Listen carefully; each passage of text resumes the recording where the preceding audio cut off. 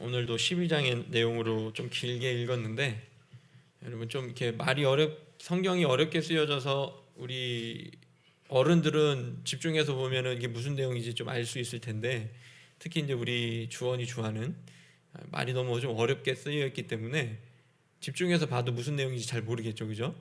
자, 오늘 목사님이 이 내용이 어떤 내용이고 이 내용을 통해서 그럼 우리는 어떻게 환난 중에 어떤 태도를 취해야 되고 또 우리가 기도하면서 어떤 자세로 기다릴 때에 기적이 나타나는가에 대해서 함께 말씀을 나누도록 하겠습니다. 자, 오늘 말씀의 제목이 뭐예요? 세 가지잖아요, 그죠? 박해, 기도, 기적. 자, 이 내용, 이 세 가지의 키워드를 가지고 오늘 말씀을 전할 텐데 먼저 이렇게 시작을 하면 좋을 것 같아요. 이 세상에 완벽한 게 있을까요? 완전한 게 있어요? 우리 자녀들이 3명 있는데 엄마 아빠가 아무리 좋아도 싫을 때가 있어요, 없어요? 그렇지. 너무 크게 그렇게 대답하는 우리 주원이 참 솔직해서 좋아요, 우리, 그죠? 있잖아요. 엄마 아빠가 아무리 잘해주고 사랑해도 또 우리 자녀들을 아무리 사랑해도 그가 좀 완전하지 못하고 못마땅할 때도 있다는 말입니다. 어떤 사람도 어떠한 상황도 이 세상에는 그 무엇도 완전한 게 있을 수는 없습니다. 좋은 일이 있으면 나쁜 일도 같이 오고 또 어떤 사람에게는 좋은 일이 또 어떤 사람에게는 나쁜 일이기도 합니다. 자, 아빠가 만약에 너희들 핸드폰 패드 마음대로 해 이러는 거는 너희들한테는 좋은 상황이에요, 나쁜 상황이에요? 엄마에게는 좋은 상황이에요, 나쁜 상황이에요? 그죠? 이렇게 누군가에게는 좋은 상황도 누군가에게는 기분 나쁜 상황이 될 수 있다는 것이죠. 사람들은 자기의 입장에 따라서 또 다른 사람들과의 이해관계에 따라서 똑같은 것도 다르게 바라보기도 합니다. 자, 또 오늘 나에게 좋았던 것이 내일은 나에게 해로운 것이 될 수도 있어요. 그죠? 내가 오늘은 이거를 너무 좋아해. 그리고 이것을 나에게 유익한 게 되었어. 그렇지만 내일은 그 유익하고 좋았던 것이 해롭고 싫은 것이 될 수도 있다는 것입니다. 자, 우리가 사도행전을 계속해서 보면서 느끼는 것도 여러분 계속해서 교회가 성장해 가잖아요, 그죠? 그런데 그 성장하는 과정 속에 뭐가 계속 따라와요? 박해가 계속 따라오죠. 좋지 않은 이 고통스러운 일들이 따라와요. 오늘은 또 너무나도 슬프고 아픈 일이 벌어집니다. 뭐냐면 예수님의 제자였던 야고보가 헤롯 왕의 칼에 죽임을 당해요, 그죠? 그런 순교하는 일이 벌어집니다. 자, 우리의 삶에서 일어나는 그 모든 일들, 또 교회가 진행되면서 일어나고 있는 이 사도행전을 통해서 보는 이 모든 것들을 바라볼 때에 또 이렇게 느끼는 것이 있어요. 박해가 좋지 않은 것이지만 그것을 통해서 교회가 어떻게 해 간다고 했죠? 박해를 받을수록 성장해 가죠. 교회의 지도자들이 스데반이 순교하고 또 이제는 누가 순교했어요? 예수님의 제자였던 야고보가 순교를 하잖아요. 이런 좋지 않은 상황과 끔찍한 상황 속에서도 교회는 어떻게 된다는 거예요? 성장해 가고 복음이 확장되어 가는 모습을 볼 수가 있습니다. 자, 그래서 이것들을 볼 때에 이런 생각을 좀 해봤으면 좋겠어요. 우리의 삶에서 일어나는 힘든 일들이 과연 나를 망가뜨리기만 하고 해치기만 하는 일일까라고 하는 생각이 들기도 합니다. 지금 우리 가정에도 여러 가지 많은 부딪히고 있는 문제들이 있어요, 그죠? 부모님이 자녀들에게 미처 다 이야기하지 못하는 부분들까지 있습니다. 그런 힘든 부분들이 우리의 삶 가운데 왜 찾아오는가? 내가 이해할 수 없는 고난이 왜 나에게 찾아오고 내가 원하지도 않던 상황이 왜 자꾸 내 삶에 깜빡이도 없이 끼어드는가? 이런 생각을 하다 보면 참 짜증나게도 하고 그 일들 때문에 짜증나게도 하고 걱정되기도 하지만 또 어쩔 때는 그것이 해결될 기미가 보이지 않아서 깊은 절망과 낙심 가운데 빠져들 수 있지만 우리는 과연 그 모든 환난과 박해가 나쁜 일일까라고 하는 질문을 한번 던져보았으면 좋겠습니다. 왜냐하면 우리가 연약해서 힘들고 고통스러울 수는 있으나 그런 일들을 통해서 우리는 더욱더 하나님을 의지할 수 있고 기도할 수 있고 그것을 통해서 우리가 더욱더 성숙해가는 밑거름이 되어질 수 있기 때문에 우리는 환난도 박해도 나쁘다라고만 여기지 않고 그것을 통해서 내가 하나님께 더 가까이 나아갈 수 있다. 기도로 하나님 앞에 나아갈 수 있고 그것을 통해서 내가 더 성숙한 사람으로 성장해 갈 수 있다는 것들을 기억하시고 나에게 인생 가운데 찾아오는 그 모든 어려움들 가운데 박해 가운데 환난 가운데 하나님을 바라보며 늘 기도할 수 있는 저와 여러분이 될 수 있었으면 좋겠습니다. 자, 사도행전을 통해서도 초대교회가 성장하고 부흥하는 가운데 계속해서 박해가 나타났어요. 자, 그죠? 또다시 교회가 박해를 통해서 성장하면 또 어느 지역에 믿는 사람의 수가 많아져서 구원의 역사가 크게 일어나면 다시 그것이 꼴보기 싫어서 유대인들이 박해하고 왕이 박해하고 권력자들이 박해를 해서 자, 누군가는 또 순교하게 되고 또 누군가는 감옥에 갇히는 고통스러운 일도 만나게 됩니다. 오늘 본문에서도 이런 내용이 반복해서 나와요.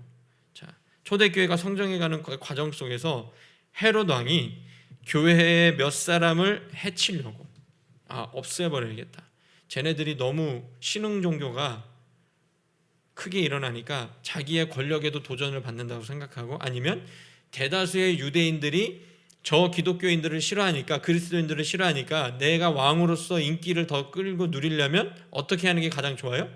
약자들을 대다수의 사람들에게 인기를 끌으려면 어떻게 하는 게 좋아요? 그들이 싫어하는 약자들을 어떻게 하면 돼요? 괴롭히고 핍박하면 그 지도자의 인기는 올라가요? 안 올라가요?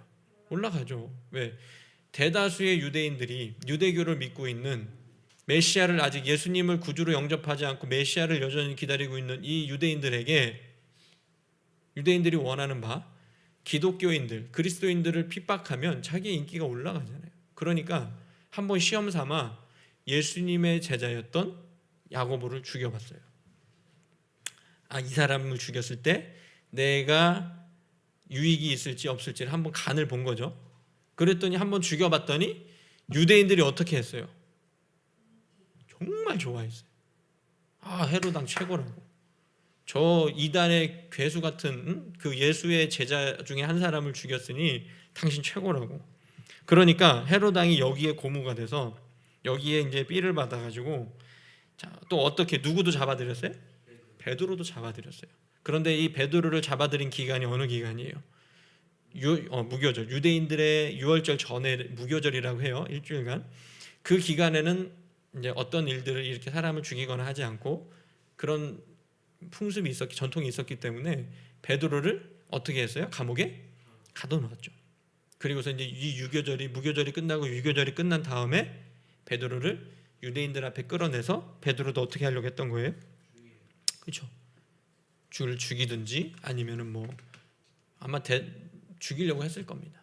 왜? 야고보를 죽였을 때 자기에게 인기가 올라가니 예수님의 수제자라고까지 표현했던 불리웠던 이 베드로조차 죽인다면 나는 이제 유대인들한테 내 권력이 더 확고해질 거야라고 생각을 해서 베드로도 죽이려고 감옥에 가두죠. 그리고 혹시나 베드로가 도망갈까 봐 군인들을 한 조에 4명씩 4팀을 짭니다. 그럼 총 몇 명이에요? 그렇죠. 16명. 4명씩 4팀이니까 16명이에요. 그죠?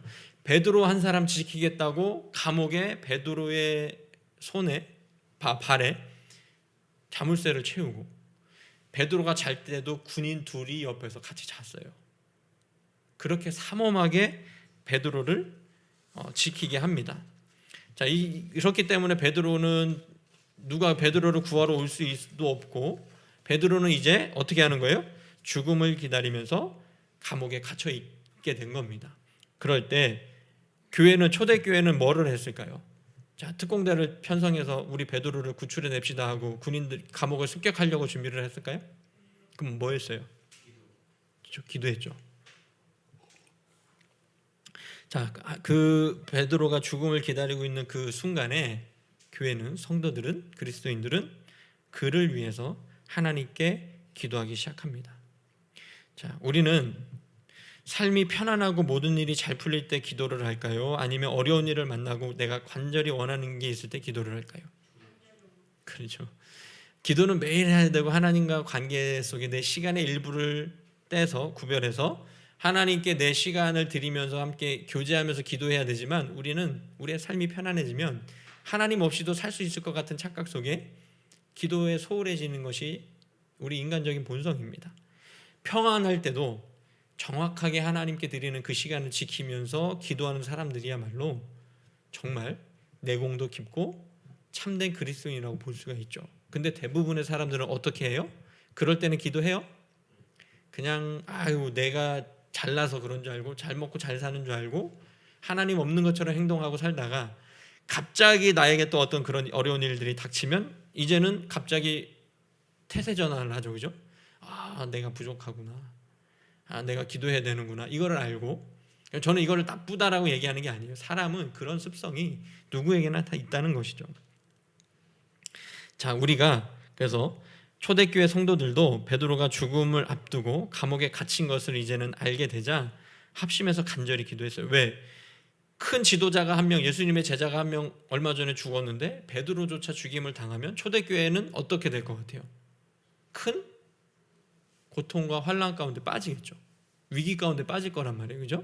물론 사람이 없어졌다고 해서 교회가 흔들리지는 않습니다. 그렇지만 그 지도자가 정말 좀 위대했던 괜찮았던 지도자가 사라지면 그 공동체는 혼란스럽고 위기에 빠질 수도 있어요. 사라지진 않지만 그것이 이제 이들에게는 고통이기 때문에, 초대교회 성도들에게는 고통스러운 일이기 때문에, 또 마음 아픈 일이기 때문에 베드로가 죽음을 앞두고 있을 때 간절히 기도를 했습니다. 자, 우리도 편안할 때는 기도에 좀 소홀할 수 있다 할지라도 여러분 잘 들으세요. 어려운 일을 만나면 그것을 주변 사람들과 나누고 함께 열심을 내서 기도할 수 있기를 바랍니다. 꼭 목회자만 성도들을 위해서 기도하는 것이 아니라 우리 성도들도 다른 이들의 어려움과 아픔에 공감하면서 그 일이 내 일이 아니다 할지라도 그들을 위해서 간절히 기도해 줄 수 있기를 바랍니다. 그러므로 우리 개인의 삶이나 공동체에 어려움이 닥쳤을 때 우리는 기도해야 돼요. 그리고 누군가의 아픔을 보았거나 누군가가 기도를 요청한다면 우리의 시간을 내어 그들을 위해서 기도해야 됩니다. 목사님도 비록 우리 교회 성도님들은 아니지만 목사님을 신뢰해서 기도 부탁을 하시는 분들이 더러 있어요.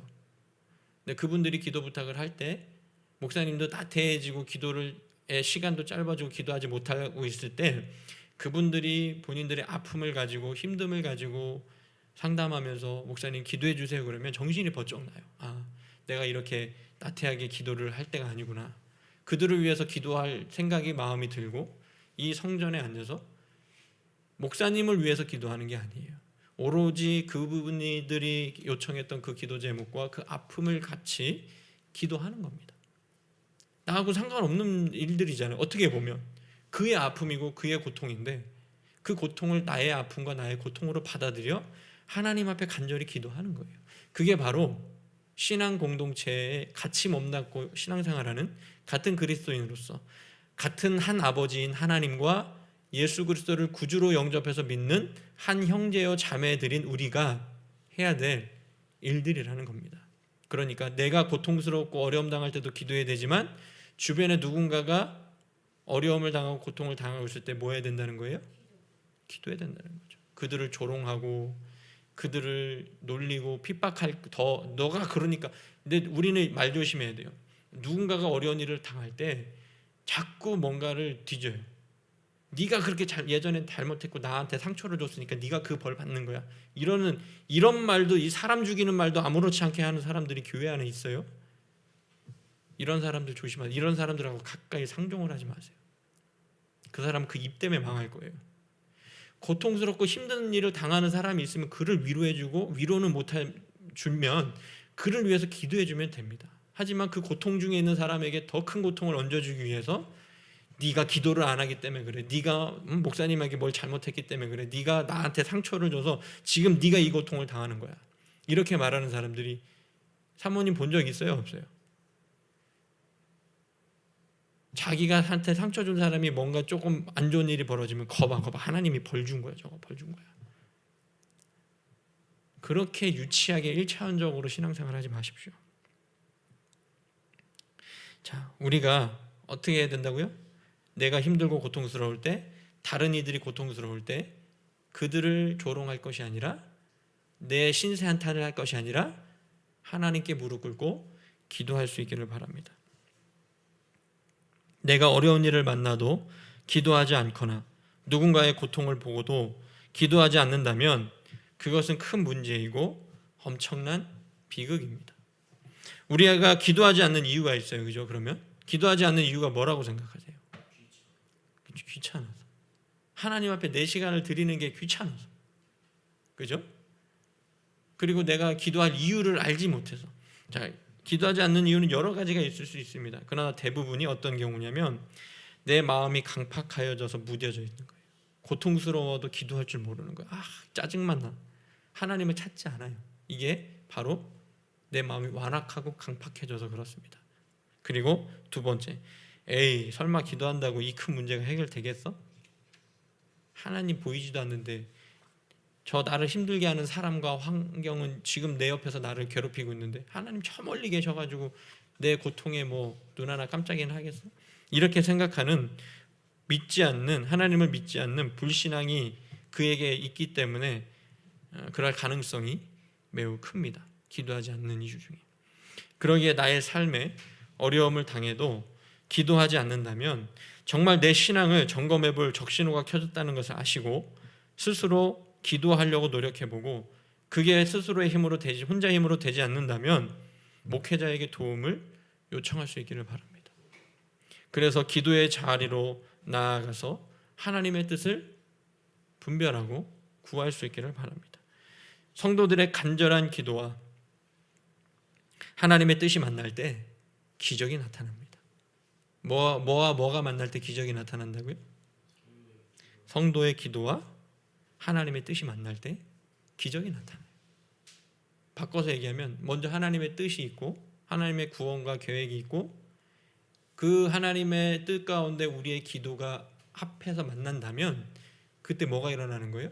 우리의 삶의 기적과 풍성한 삶이 나타난다는 것입니다.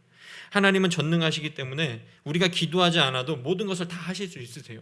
하지만 하나님은 우리가 기도와 행함으로 하나님의 그 뜻에 동참할 수 있기를 바라고 계십니다.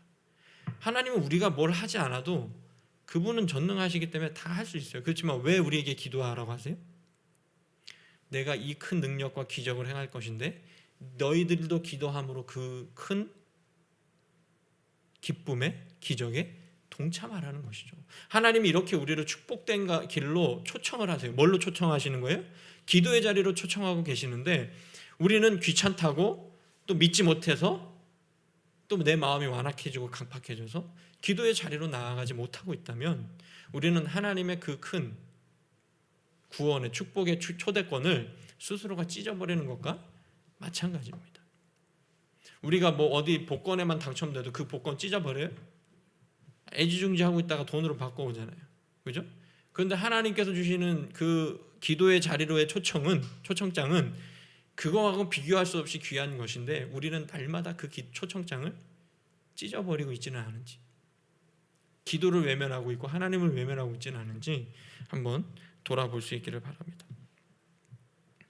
그래서 우리가 기도하게 하시고 하나님께서는 우리에게 기도하게 하시고 또 우리가 기도한 대로 믿고 행동하는 것을 바라고 계십니다.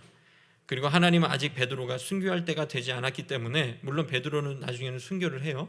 그도 십자가에 거꾸로 못 박혀서 죽게 됩니다. 하지만 지금은 아직 하나님의 그 때가 이르지 않았기 때문에 베드로를 구원하실 계획을 하셨고 성도들은 그 하나님의 구원의 계획에 기도로서 동참을 한 것이죠. 그죠? 이렇게 이해합니다. 그래서 박해가 있을 때 기도했고 기도하자 뭐가 나타났다는 거예요? 기적이 나타났다는 겁니다. 그러니까 우리의 삶 가운데 고통이 있을 때 뭐 하라는 거예요? 기도하라는 거죠. 그럼 기도하면 뭐가 나타나요? 기적이 나타납니다. 그래서 베드로가 죽임을 당하기 전날 밤에 주의 사자가 나타나 베드로를 깨워서 감옥에서 벗어나게 해요. 이것도 엄청난 기적입니다. 자, 7절의 말씀 한번 봅시다. 보세요. 호련히 주의 사자가 나타나매 옥중의 광채가 빛나며 또 베드로의 옆구리를 쳐 깨워 이르되 급히 일어나라 하니 쇠사슬이 그 손에서 벗어지더라. 자, 천사가 나타나니까 광채가 빛났어요. 그리고 베드로를 깨워서 일어나라고 말하니까 손에 있던 천사들이 어떻게 됐다는 거예요? 풀어졌어요. 이 기적이죠. 그리고 천사가 베드로에게 띠를 띄어라, 겉옷을 입어라 그러고서 감옥으로 밖으로 데리고 나가는데, 베드로는 천사를 따라가면서도 이게 꿈인지 생시인지 구분을 못하고 자기가 환상을 본다고 생각했어요. 자, 살아있는 사람이 이런 벽을 통과할 수 있어요, 없어요? 감옥을. 그런데 베드로는 어떻게 했다는 거예요? 천사를 따라서 감옥을 어떻게 했어요? 나갔어요. 그러니까 베드로가 보는 게, 이거는 실제로 일어날 수 있는 일이 아니구나, 환상이구나, 꿈인지 생시인지 구분을 못하고 그냥 천사를 막 따라간 거예요. 그래서 어느 길을 지나서 문이 열려있는, 감옥문이 열려있는 그 문을 통과해서 한 거리를 지나고 나니까 이제는 천사가 어떻게 했어요? 더 이상 이제 있을 이유가 있어요, 없어요? 베드로가 감옥에서 나왔으니까. 이제 천사는 떠나고, 천사가 떠나자 베드로가 곧 정신을 차리고, 하나님께서 주님이 천사를 보내어 나를 감옥에서 이끌어내었구나, 이것을 깨닫게 됩니다. 그리고 자신을 위해서 여러 사람이 모여서 기도하는 곳, 여기 보니까 마가라 하는 요한의 어머니의 집, 그죠? 좀 설명이 좀 복잡하게 되어 있지만 그 어머니 마리아, 마가의 어머니 마리아 집에 가서 사람들이 모여서 기도하고 있었어요. 여기가 기도하는 장소였던 것 같아요. 초대교회 성도들이 그곳에서 사람들이 모여서 베드로를 위해서 기도하고 있을 때 베드로가 문을 두드립니다. 그러니까 누가 나와서 베드로를 맞이해요? 여인? 아마 주화만 했을지도 모르겠어요. 로데라고 하는 여자아이가 막 쫓아와서 누구세요? 뭐라고 했겠죠, 그죠? 그러니까 베드로가 자신을 밝히니까 베드로의 목소리인 줄 알아보고 너무 기쁜 나머지, 베드로 오면 문을 열어줘야 돼요, 안 열어줘야 돼요? 근데 베드로에게 문을 열어주는 것조차 잊어버리고 사람들의, 기도하고 있는 사람들에게 달려가서 베드로가 문 밖에 왔다고 이야기합니다. 그런데 사람들이 그것을 믿었어요, 안 믿었어요? 그죠? 그래서 뭐라고 얘기해요? 사람들이, 야, 네가 미쳤구나, 베드로가 어떻게 지금 밖에 있을 수가 있니? 이렇게 이야기하고 무시합니다. 그러니까 이 여자아이가 어떻게 해요? 자기는 답답해 죽겠잖아요, 그죠? 베드로가 밖에 있는 걸 알잖아요. 그러니까 힘써서 아니라고, 정말이라고, 베드로가 밖에 와 있습니다라고 얘기하니까, 그러니까 사람들이 뭐라고 얘기해요? 그러면 그의 천사인가 보다, 이렇게 얘기하고 또 무시해요. 자, 그러니까 베드로가 막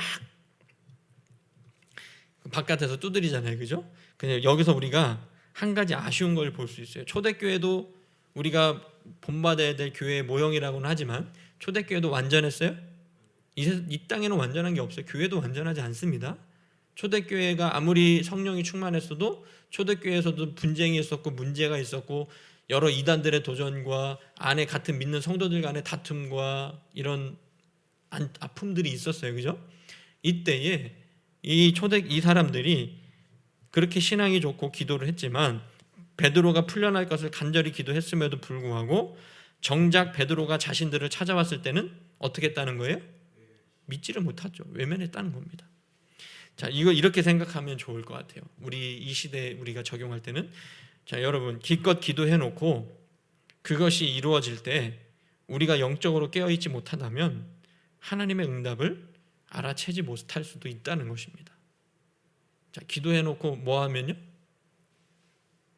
우리가 영적으로 깨어있지 못하면, 기도한 다음에 내가 그것을 온전히 하나님 앞에 맡기지 못하면 우리는 하나님의 응답을 깨닫지 못할 수 있어요. 왜냐하면 자기네들이 그렇게 베드로를 풀어달라고 간절히 기도했는데 진짜 풀어줘서 자기들 앞에 왔어요. 근데 그걸 알아챘어요, 못 알아챘어요? 못 알아챘어요. 아무리 기도하면 뭐예요? 하나님의 응답을 주셨는데 그 응답을 알아채지 못하고 또 내 마음에 들지 않는 응답이라고 외면해 버린다면 기적이 나타날까요? 그 기적이 되고 은혜와 축복이 될 수 있을까요? 그럴 수 없는 겁니다. 우리는 이것을 알아야 돼요. 자, 우리는 기도할 때 하나님의 뜻을 알 수 있습니다. 어떻게 보이지 않는 하나님의 뜻을 알 수 있겠어요? 하나님의 말씀을 통해서, 또 내가 기도할 때 우리 마음 가운데 주시는 감동으로 하나님의 뜻을 알 수가 있어요. 그런데 여러분, 그것은 내가 원하는 바를 기도한 뒤에 하나님의 뜻을 겸손하게 기다릴 수 있는 사람들에게 주시는 하나님의 선물입니다. 진짜 응답받는 거예요? 쉽지 않아요. 기도는 할 수 있어요. 그렇지만 매번 응답이 올던가요? 그렇진 않죠. 왜 그럴 것 같아요? 기도했으면 이제는 뭐 해야 되는 거예요? 내가 원하는 바를 기도했으면 이제 뭘 해야 돼요? 그 다음에는 믿고 기다리고 맡기고 기다려야죠, 그죠? 그런데 내 욕심을 내려놓고 아무리 열심히 기도해도 내 욕심을, 내 자신을 비우지 못하고 내 욕심대로의 결과만을 바라고 있다면 절대 하나님의 응답을 받을 수가 없습니다. 이미 왜? 응답을 주셨음에도 불구하고 외면해버리거나 내가 들을 준비가 되어 있지 않기 때문에, 영적으로 깨어있지 못하기 때문에 하나님의 응답이 왔어도, 베드로가 찾아왔어도 외면하거나 무시하는 겁니다. 이 비극이잖아요, 그죠? 그러면 기도했으면 뭐 하라는 거예요? 믿고 기다리는 거죠. 내 욕심을 내려놓고. 그렇기 때문에 기독교인들은, 성도들은 이 세상은 결과가 중요해요, 그죠? 꼭 그 결과가 나타나야지. 과정은 사기를 치던 남을 패 죽이던 상관없어. 내가 마지막에 결과적으로 성공하면 이게 성공이야, 그죠? 근데 우리 성도들이 중요하게 여겨야 되는 것은 결과예요, 과정이에요. 결과는 하나님이 책임지시는 거고 우리는 그 과정을 진실하고 순전하게 정직하게 살아내면 되는 겁니다. 결과 난 몰라. 그건 누가 하시는 거예요? 하나님 하시는 거예요. 나는 이 순간을 기도하며 하나님의 뜻을 진실되게 기다리고 있다면 그 사람이 성공한 사람이라는 겁니다. 세상의 관점과 우리 신앙의 관점은 달라요. 그렇지만 우리는 어디에 더 많이 물들어 있어요? 세상적인 관점에 더 물들어 있죠. 과정이야 아무리 진실하고 정직했어도 네가 그러니까 성공을 못하는 거야 이 등신아, 그렇게 얘기하잖아요.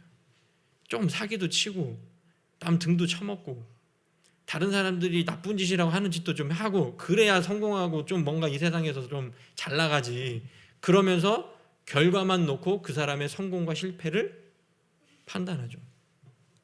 그 사람은 교회를 다니지만 여전히 하나님을 섬기는 게 아니라 자기 욕심을 하나님으로 섬기고 있는 사람입니다. 그래서 야고보서에서도 이런 말씀이 나와요. 야고보서 4장 2절에서 3절의 말씀 보면 이렇게 이야기합니다. 뭐라고 말씀하냐면 너희가 얻지 못함은 구하지 아니하기 때문이요 구하여도 받지 못함은 정욕으로 쓰려고 잘못 구하기 때문이라. 뭐라고요? 니네가 왜 기적을 누리지 못하고 하나님의 선물을 받지 못하는지 아느냐라고 하면서 니네가 구하지 않는다는 건 뭐예요? 기도하지 않기 때문이고, 첫 번째, 니네가 받지 못하는 건, 하나님의 은혜와 축복을 받지 못하는 건 니네가 기도하지 않기 때문이야. 그리고 두 번째, 그러면 너희들이 기도해도 받지 못하는 건 뭐 때문에 그렇다는 거예요? 말씀에 정욕으로 쓰려고 잘못 구하기 때문이에요. 이게 무슨 말이에요? 네 욕심 때문에 잘못 기도하고 구하기 때문에 하나님이 안 주신다는 겁니다. 우리 이거 분명히 성경에 나와 있어요. 이렇게 말씀으로 성경은 이렇게 우리에게 바르게 기도하는 법을 우리에게 알려줍니다. 우리가 열심히 간절히 기도했다면 내 욕심을 내려놓고 겸손하게 하나님의 뜻을 기다릴 수 있기를 바랍니다. 그러면 하나님의 응답이 무엇인지 명쾌하게 알 수 있고 하나님이 우리의 삶에 베풀어 주시는 기적을 누릴 수가 있는 겁니다. 성경을 보니 베드로가 계속해서 문을 두드렸고 안타깝게 자기들의 기도가 응답됐음에도 불구하고 외면하고 있던 사람들이 이제는 베드로가 계속 문을 두드리니 이제 그들이 결국에는 베드로를 만나게 됩니다. 그러자 베드로는 자신이 감옥에서 나온 과정을 그들에게 말하고 이것을 다른 제자들에게도 전하라 당부합니다. 여러분의 기도로 하나님의 뜻과 계획하심으로 능력으로 내가 이렇게 감옥에서 나왔습니다. 이것을 다른 형제들에게도 전해서 안심하게 하십시오라고 이야기하고 베드로는 어떻게 해요? 그곳을 떠나죠. 왜? 그곳에 있으면 또 잡히니까, 그죠? 그것을 떠나게 됩니다. 그러니까 이제 날이 밝았어요. 베드로를 잡아서 이제 유대인들 앞에서 죽여버리고 자기의 인기를 또 끌려고 자기의 권력을 더 공고히 하려고 했더니 헤롯 왕이 베드로를 끌어내려고 하니까 있어요? 없어요? 이제 없죠. 베드로는 어디 갔어요? 어딘가 갔어요, 그죠? 그랬더니 헤롯이 어떻게 했을까요? 어떤 마음이 들 것 같아요? 겁나 열받죠. 혹시 이 파수꾼들이 잘못 지켰기 때문에 이 군인들 때문에 도망갔나 해서 군인들을 신문하고 죽게 합니다. 죽이라고 명령을 합니다. 그러니까 어떻게 보면 애꿎은 그 16명의 군인은 죽임을 당한 것이죠. 여기서 오늘의 말씀은 끝이 나게 됩니다. 자, 오늘 초대교회가 성장하는 과정 속에서 또다시 박해가 심해지자 예수님의 제자였던 야고보가 순교를 했고 또 베드로도 죽임을 당할 위기 가운데 감옥에 갇히는 사건을 보았습니다. 자, 주원이 좋아도 오늘의 무슨 내용인지 이제 알겠지, 그지? 자, 감옥에 갇혔고 하나님의 천사가 그를 감옥에서 기적적으로 탈출시켰고 또 그 어려움이 있을 때 성도들은 기도했고 하나님이 그 기도를 통해서 기적을 이루어 주신 그 내용이에요. 네, 그래서 초대교회 성도들은 이 어려움과 박해 속에서 하나님께 기도했습니다. 또 하나님은 이 성도들의 기도를 통해 자신의 뜻에 동참한 것을 기뻐하시며 천사를 보내서 기적을 이루어 주셨습니다. 그러므로 우리도 박해와 같은 이 어려움이 우리의 삶 가운데 있을 때에 여러분 겸손하게 하나님 앞에 무릎 꿇고 기도하시고 또 하나님의 뜻을 기다리면서 하나님이 역사하시는 기적을 맛볼 수 있기를 간절히 소망합니다. 어떤 고통과 어려움이 있더라도 우리는 기도할 수 있는 큰 축복된 통로가 있다는 것을 아시고 담대하게 기도로 하나님 앞에 나아가는 저 여러분이 될 수 있기를 간절히 축복합니다. 기도하겠습니다.